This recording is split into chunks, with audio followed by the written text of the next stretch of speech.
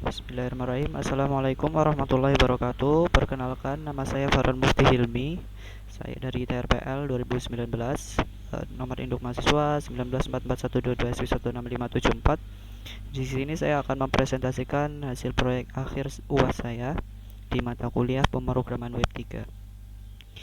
Jadi untuk pertama ini adalah tampilan awalnya dari aplikasi atau dashboardnya dari aplikasi yang saya buat bernama Memorable. Jadi Memorable ini aplikasi untuk menyimpan memori, atau bukan, istilahnya memori berupa foto, itu bisa disimpan di dalam aplikasi ini. Di sini pada tampilan awal terdapat tulisan seperti ini beserta gradiennya, terus juga bisa saya ada button ini, chevron button.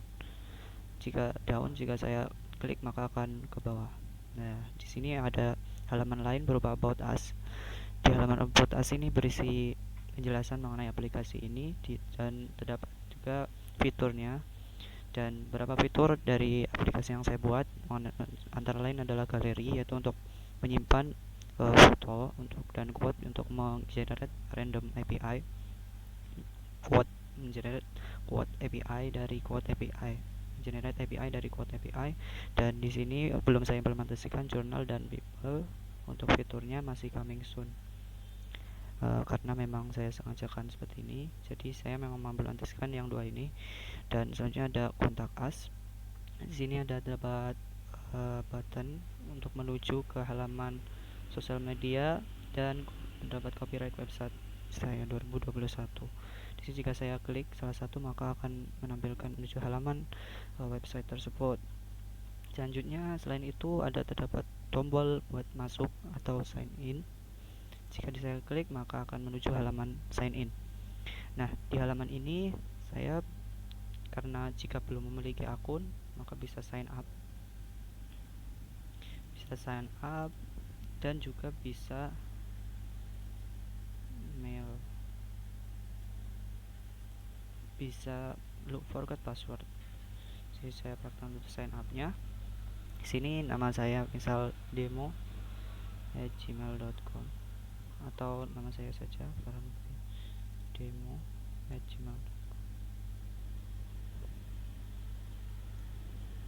demo 148 demo 123. Jika saya sign up maka akan menuju langsung ke dalam aplikasi ini. Nah, di sini terdapat words today, terdapat halaman quote, gallery dan profile. Di sini adalah navigationnya. Terus di sini ada namanya. Terus di sini ada penjelasan quote-nya. Ini mengambil data dari API, quote API. Ada quote-nya beserta autornya. Jika saya refresh maka akan berganti ke quote yang lain. Seperti itu. Jika saya ganti ke halaman lain seperti ini, contohnya member collection, ini adalah penyimpanan galeri. Jika ingin menambahkan galeri seperti sebagai contoh seperti ini, jika saya tambahkan melalui tombol ini, lalu saya cari gambar, jadi teruntuk untuk JPG dan PNG. Jika saya masukkan maka akan terupload ke sini. Nah, ini adalah gambarnya. Jika saya ini terdapat hover terus jika saya klik maka akan menampilkan di sini seperti itu, dan datanya akan otomatis tersimpan di database seperti ini ya, Firestore database. Nah, di sini terdapat fotos dengan ID-nya, terus ada user ID-nya dan URL, ada created ad. Itu untuk galeri. Selanjutnya yaitu profil. Di sini pada profil ini menampilkan email, terus ada update profil dan sign out. Saya coba untuk update profil. Di sini saya bisa mengupdate email, password, dan bisa konfirmasi password ya. Jika saya demokan untuk email saja, demo2@gmail.com, saya update. Nah, maka akan berganti demo2@gmail.com.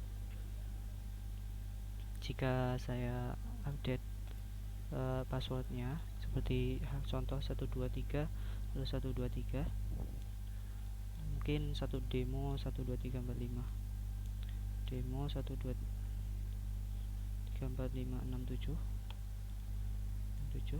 demo2@gmail.com, passwordnya demo1234567.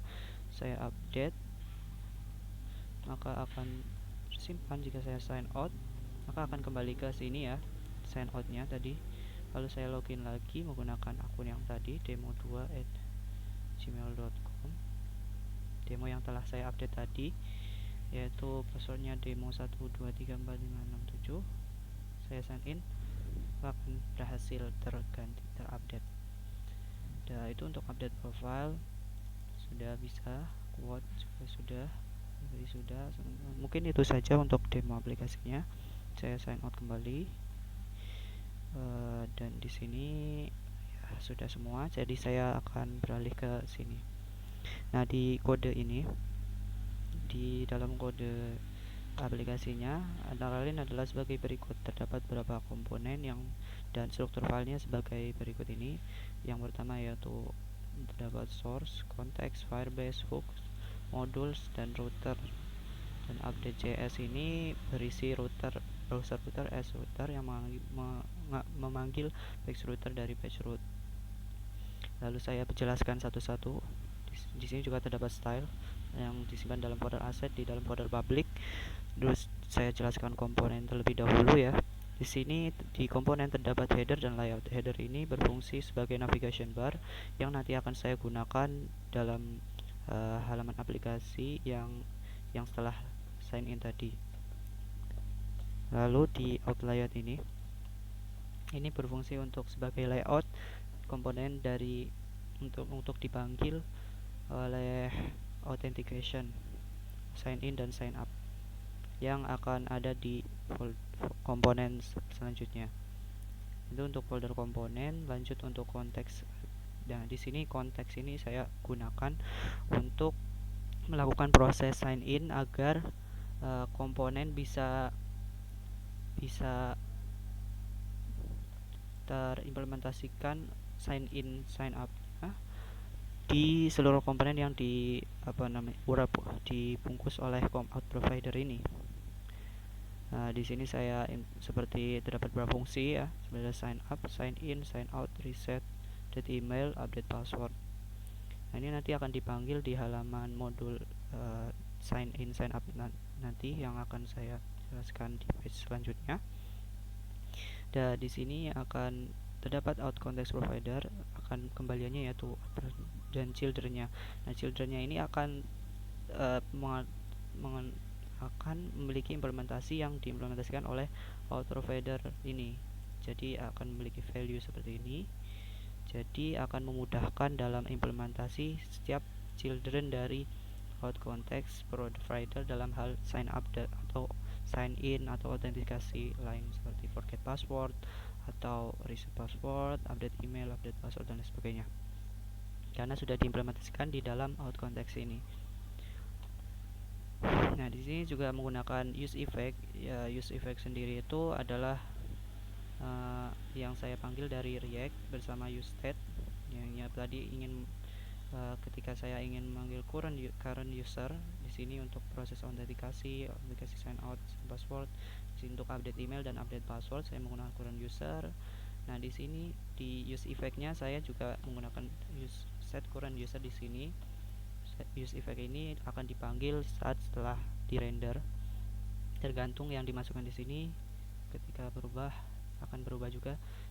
Jadi saya masukkan secara kosong agar di render secara default, agar ditampilkan secara default saat setelah di render.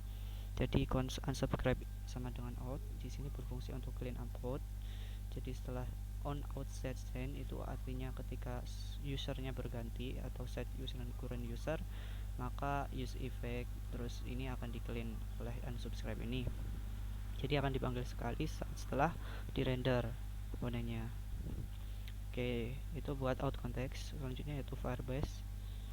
Di Firebase ini dapat beberapa konfigurasi yang saya ambil dari ketika saya mengkonfigurasi Firebase pertama kali di website Firebase-nya. Jadi data-data ini saya dapat dari situ. Data-data ini seperti API key, out domain, project ID, storage bucket, message ID, app ID, dan saya initialize semua konfigurasi tersebut. Lalu di sini ada cons out, jadi saya memanggil autentikasi dari Firebase, terus saya memanggil storage untuk penyimpanan data image, dan Firestore untuk menyimpan database-nya. Lalu timestamp untuk waktunya, dan database ini untuk mengquerykan data yang ada di Firestore nanti. Jadi yang saya ekspor adalah autentikasi, project storage, Firestore, dan database. Itu untuk Firebase-nya. Jadi ada beberapa yang saya import juga. Selanjutnya yaitu hooks. Nah, di sini terdapat saya implementasikan dua hooks, yaitu yang pertama use Firestore. Ini terdapat use state, use effect juga, terdapat juga project Firestore yang saya ambil dari Firebase yang ada di sini tadi. Jadi di sini saya menggunakan use effect berupa docs dan set docs. Di sini saya menggunakan use effect lagi, dan di sini yang bedakan dari tadi adalah yang tadi adalah di sini ada array yang saya isikan collection. Jadi setiap collection berubah, project Firestore ini akan menambah data dari collection, lalu diurutkan, lalu di on snapshot, artinya data yang ada di collection akan di snapshot, artinya akan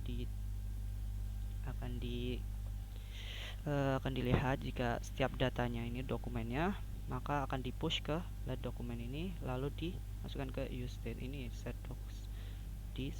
Jadi dokumen nanti akan berisi dokumen yang ada di setiap koleksi di sini. Lalu jika di return answer ini berfungsi untuk clean up code juga, agar data juga akan diperbarui setiap ada data yang baru masuk. Lalu di sini ada docs, artinya mereturn docs dari yang telah tadi dimasukkan data dari collection.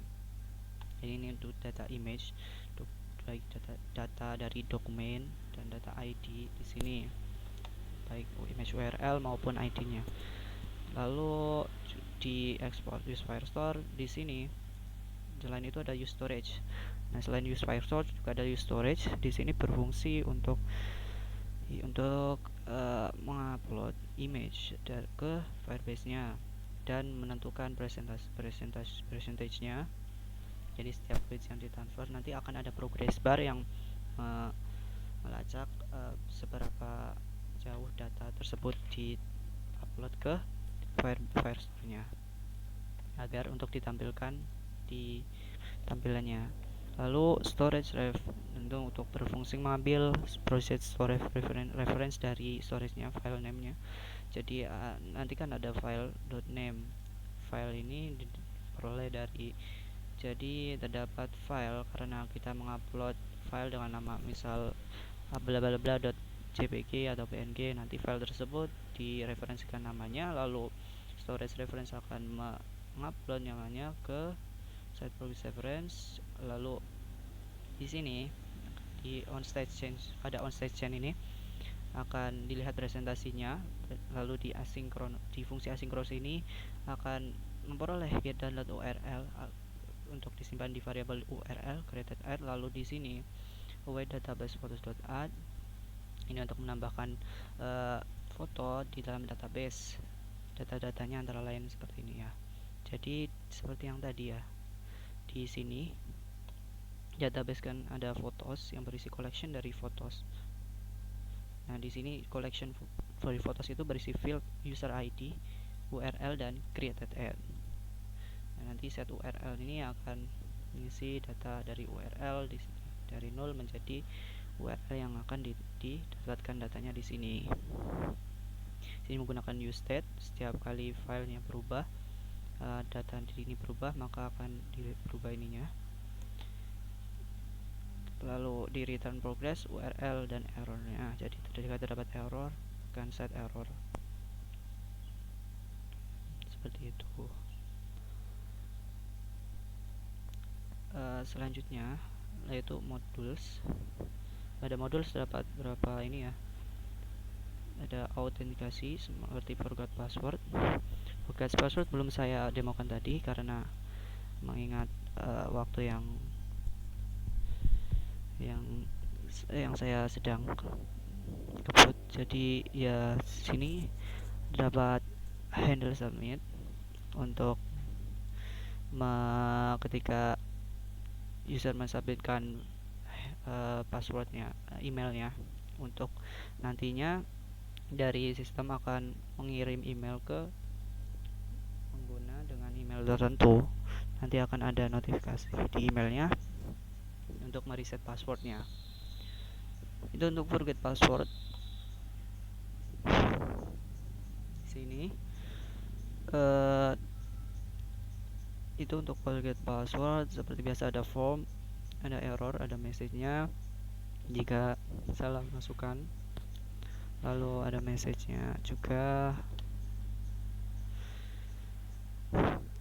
dan ada button reset password yang akan ke reset password di handle submit ini, yang akan mereset password dari password pengguna itu. Selanjutnya di sign in. Pada sign in.js ini terdapat beberapa yang saya gunakan, yaitu use reference di sini untuk mereferensikan dari email dan password yang dimasukkan di form ini, jadi sebagai reference. Lalu di form button kalian masukkan dari React Bootstrap, out context, dan recruiter DOM, link, dan use history. Link ini untuk router dan use history ini untuk root juga. Bedanya adalah agar memudahkan dalam proses routingnya. Jadi nanti tinggal history.push root kemana, seperti itu. Handle submit ketika formnya disubmit. Lalu di sini div forgot password juga bisa, pada halaman sign in bisa ini langsung ke forgot password ya linknya. Lalu di sini class name ada need an account. Di sini need an account bisa beralih ke halaman sign up karena ada ini link to sign up. Selanjutnya di sign up, di sini ada beberapa referensi juga. Saya memanggil use out dari out context yang telah saya jelaskan tadi. Saya memanggil recruiter DOM juga dari bootstrap, dan use ref dan use state juga. Di sini saya ambil beberapa ref dari email, password confirm, karena nanti pengguna akan mengkonfirmasi. Lalu refnya didapat dari sini ya. Lalu di submit, ketika handle submit, ketika user mensubmitnya, maka akan menjalankan ini. Jadi jika berhasil maka akan ke home, jika gagal maka akan muncul notifikasi seperti ini.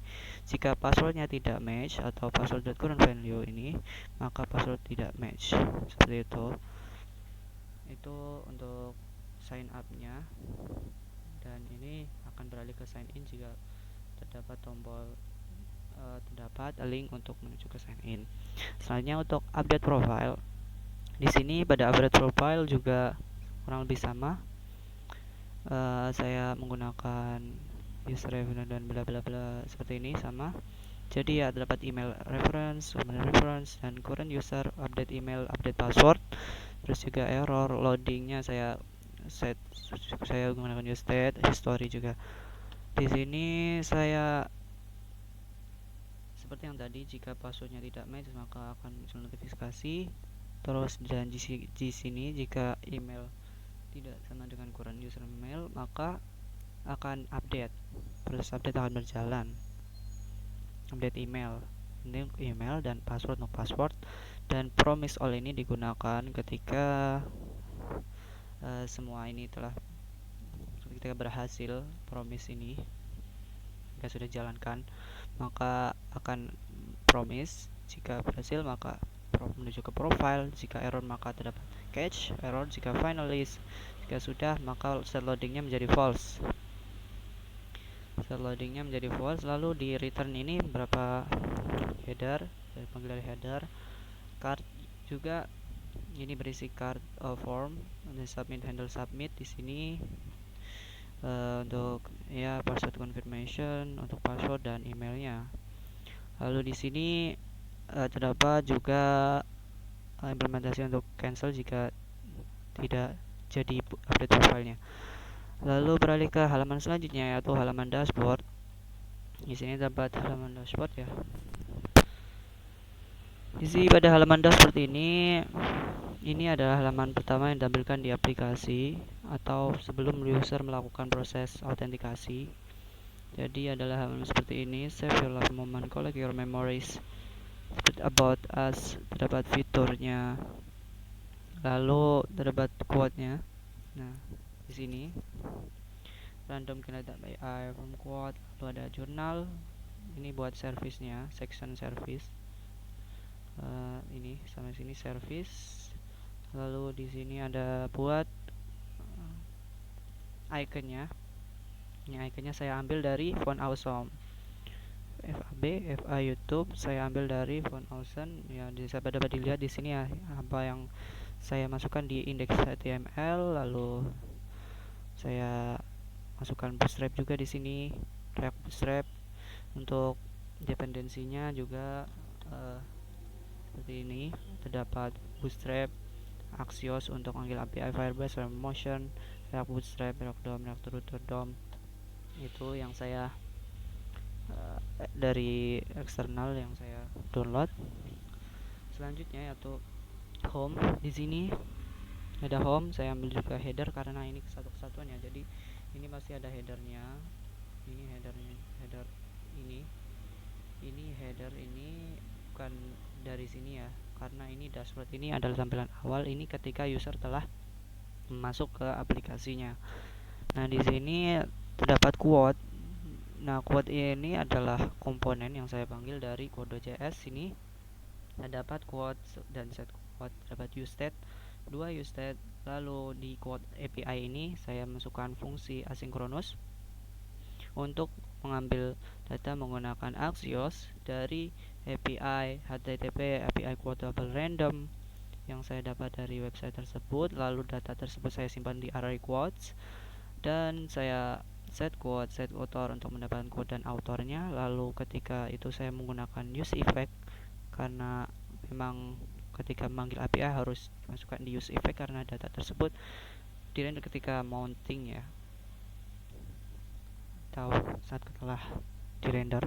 Jadi telah di return quote-nya, autornya sama button untuk refresh dari quote tersebut. Jika diklik maka quote API ini akan menjalankan ini lagi ya. Jadi jika diklik quote API tersebut. Lalu selanjutnya itu gallery.js. Di sini gallery.js terdapat selected image, lalu ada gallery. Nah, di sini ada header yang dari layout tadi.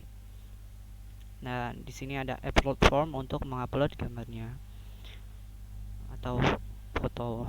Nah, di sini juga ada image grid untuk menampilkan gambarnya. Lalu saya langsung saja ke image grid. Di sini image grid menggunakan use Firestore, photos, collection. Ini artinya collection karena seperti yang tadi collection photos. Jadi di sini saya mereference koleksi fotos dari dokumennya. Lalu akan saya lakukan map untuk selanjutnya. Nah, di sini ada yang unik, yaitu saya memanggil framer motion untuk keperluan animasi yang telah saya sebutkan tadi. Dia di dependensinya ini buat animasinya motion div. Jadi layout itu ketika data ditambahkan akan muncul animasi, while hover ketika di hover akan muncul animasi berupa opacity-nya jadi 1 yang tadinya 0,8 di CSS nya. Lalu di motion.img di sini terdapat setting opacity 0 dari 0 1, juga terdapat delay 1 second. Itu untuk motion, untuk image-nya, animasi untuk image, dan animasi untuk div-nya seperti itu. Jadi saya map dari setiap gambarnya. Itu untuk image grid. Lalu selanjutnya untuk modal. Jadi modal itu adalah ketika gambarnya diklik maka akan muncul tampilan seperti yang tadi ya. Coba saya demokan lagi.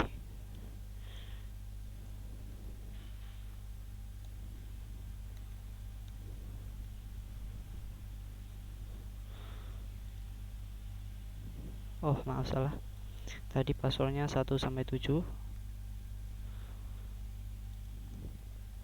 Nah, di sini pada galeri ini akan ketika saya tadi datanya masih proses. Nah, ini adalah modalnya. Jadi modal akan dipanggil ketika di setiap gambar diklip akan muncul backdrop. Ini yang hitam-hitam seperti ini, backdrop. Terus selected image 0, terus ada, nah ini dikasih animasi juga untuk div dan img-nya juga atau image-nya. Di sini dari inisialnya 1000 f min 100 fh, jadi darinya tidak ada. Di sini juga bisa diklik ya backdropnya tadi, dari tidak ada langsung muncul dari atas tadi min 100 fh, vertical view, horizontal view, vertical height. Jadi seperti itu untuk modalnya. Jadi terdapat kemudian dan seperti itu. Ini untuk handle klik jika diklik backdropnya ya tadi. Nah seperti ini langsung keluar. Nah lanjut ke progress bar. Di sini terdapat progress bar untuk melihat progresnya seberapa persen, dan ada buat animasinya juga, bitnya 0 terus progresnya nambah persen berapa persen gitu. Lalu gunakan use effect untuk URL dan set f dari set filenya, maksudnya set file dari use storage ini. Dan jika saya demokan seperti ini, contohnya saya tambahkan data, contohnya misalkan dari sini yang kedua dari Belavin. Nah ini adalah animasi progress bar-nya yang saya implementasikan menggunakan komponen tadi ya. Nah ini di gambarnya akan seperti ini, akan grid ya. Lalu untuk upload form, nah di sini terdapat handle change untuk labelnya. Untuk mengupload formnya tadi, ini menggunakan input ini agar bisa munculkan file tadi. Nah ini ketika muncul, nah ini muncul ini, itu menggunakan ini input, tag input tersebut, lalu type-nya file. Selanjutnya yaitu output akan sebelumnya handle onChain ini akan mengatur ketika data tersebut diinputkan. Nah ini datanya dispesifikasikan PNG atau JPEG karena agar sesuai dengan apa yang kita harapkan, yaitu apa yang saya harapkan yaitu gambar untuk galeri ya, yaitu PNG, type-nya PNG dan JPEG. Lalu di outputkan alert, dan jika error ya, dan munculkan alert, lalu file.name-nya, lalu progress bar-nya file.name. Jika filenya ada, namun jika error munculnya alert. Jika filenya ada, muncul file dan name dan progress bar juga, dimana set filenya agar filenya itu bisa di set. Langsung ke profile.js. Di sini di profile.js ini adalah halaman profile yang di sini, di halaman ini. Nah di halaman ini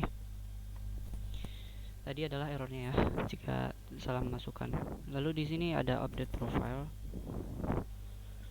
diimplementasikan di sini di halaman profile ya. Ini halaman profile, terdapat class name button, lalu ada handle sign out buat sign out, juga terdapat email update profile. Untuk update profile akan ke arah menuju page update profile. Untuk implementasi sign out-nya seperti ini, menggunakan asynchronous function async await sign out, maka akan sign out keluar, lalu history the push ke halaman dashboard, lalu file sign out jika terjadi error. Selanjutnya saya akan menjelaskan mengenai routingnya.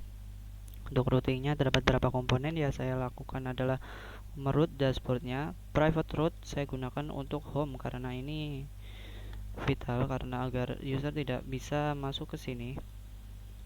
Sebagai contoh ini ya, home, maka akan teralihkan ke, maaf ini tidak bisa terkoneksi, maaf, mungkin saya, jadi intinya akan teralihkan ke halaman dashboard. halaman sign in maksud saya. Karena di private root ini akan ke redirect ke sign in seperti itu. Jadi intinya seperti itu. Lalu root selain itu yaitu update profile gallery. Untuk out layout saya dapat dari layout tadi ya, yang di atas itu ada dapat kontainer yang berisikan children. Ini adalah childrennya. Routing, komponen sign up, sign in, dan forget password seperti itu. Tadi private root sudah ya. Jadi jika ke home maka akan menuju ke sign in, karena kita harus menjaga agar user yang tidak terautentikasi tidak dapat masuk ke dalam aplikasi tersebut. Itu untuk mendeteksi private root-nya. Lalu untuk app.js nya menggunakan out provider itu dari out context, sehingga out provider ini agar children-nya ini bisa diimplementasikan, bisa mengimplementasi dari out provider ini. Out provider itu apa? Ini berisi konteks yang telah saya jelaskan tadi di out context ya, berisi proses sign in, sign out, dan lain sebagainya. Lalu ini indeks CSS-nya. Saya menggunakan beberapa style di sini. Selain itu juga saya menggunakan style lain seperti ini. Di asetnya saya panggil melalui indeks HTML seperti ini ya, style responsive. Lalu di custom ini juga terdapat ini ya, untuk responsivitas dari website yang saya buat. Tadi koneksinya error sepertinya. Lalu itu untuk semuanya ya. Mungkin itu saja dari presentasi yang bisa saya sampaikan. Kurang lebihnya mohon maaf. Terima kasih atas perhatiannya. Wassalamualaikum warahmatullahi wabarakatuh.